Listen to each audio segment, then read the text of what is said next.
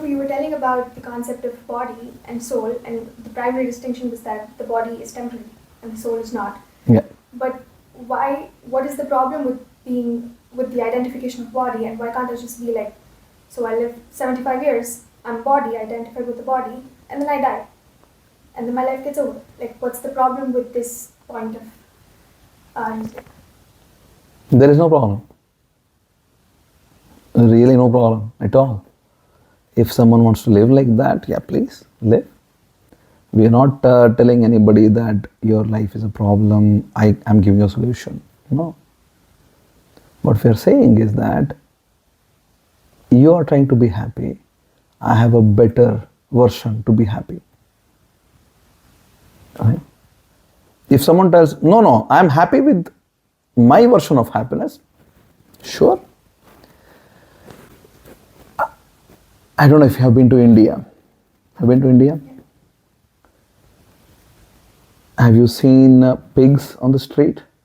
You have seen? Have you seen pig's family with small piglets? Yeah. These pigs, they are in the gutter, right? In the drainage. That's where they have real recreation every day. They really enjoy it. You can't distinguish your happiness or anyone's happiness just from the perspective of happiness with that happiness. Right? They're happy. You can see that they're happy. You can actually see they're just really having a good time. Yeah. But when you see from your perspective, would you like to be happy like that? No. Like that, exactly like that. That you also get to play like that. You want to eat like that. How much ever distress I have, You wouldn't want to do that, right? So you can distinguish then that there is a difference between what you perceive as happiness from a pig's plane of reference and from your plane of reference, right? But it is happiness. But there is a difference, right? Now you only said right now that no matter how distressed you are, life is going really bad, but you don't be happy like that, right? So the question is, why not? Why not? Because I'm experiencing a higher level of happiness compared to that. I'm not living in the mud, I'm not living in the gutter. Yeah, you have a nice home, you have a nice kitchen, you cook nice, right? They fight also sometimes, they have their territory. Somebody else enters the territory and they really don't like it.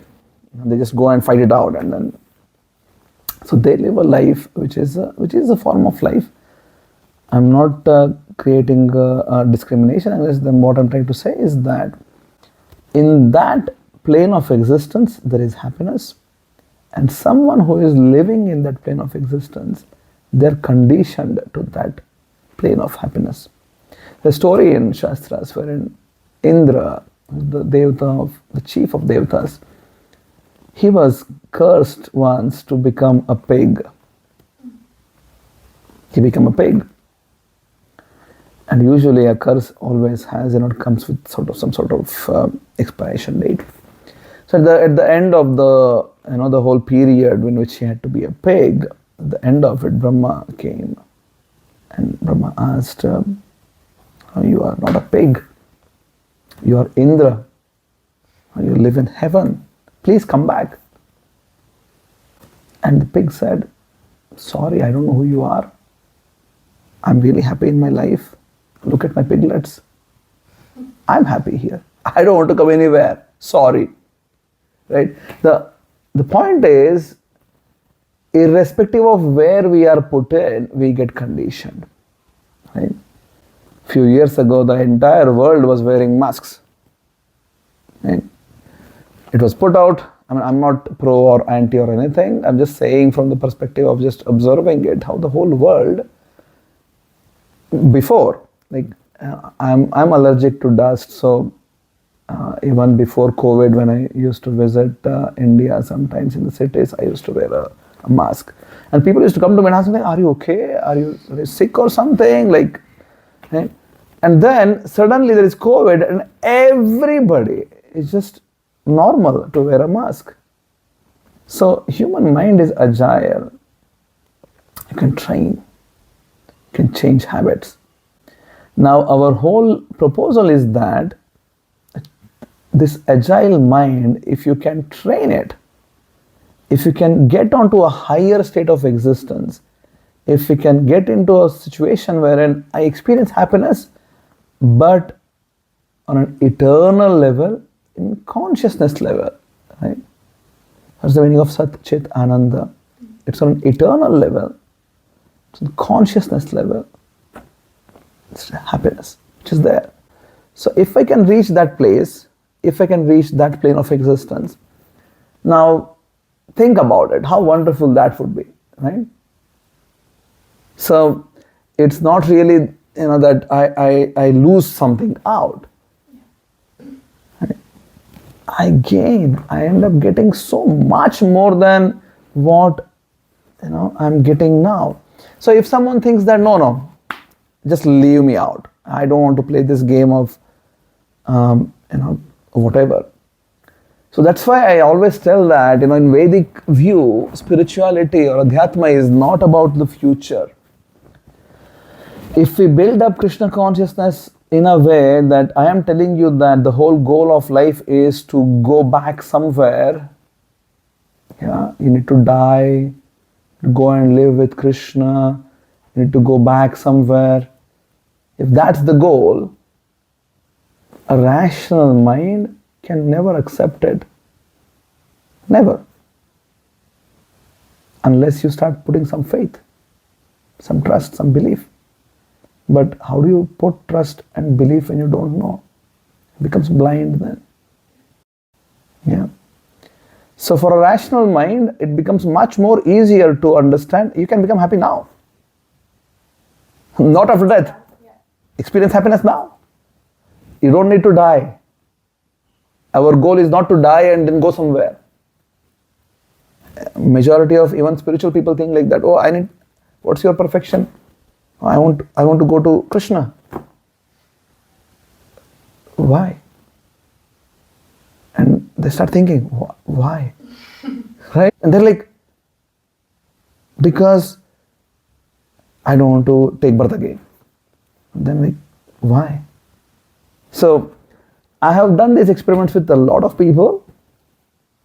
It's like 2-3 layer depth and that's it. They're like, they're like, they get into a loop, like why, right? And then they're like, I just want to do it. I just believe, I just trust. But that's not what it is.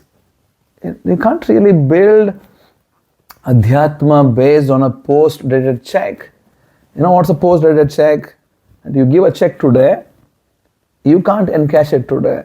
The date is somewhere in the future.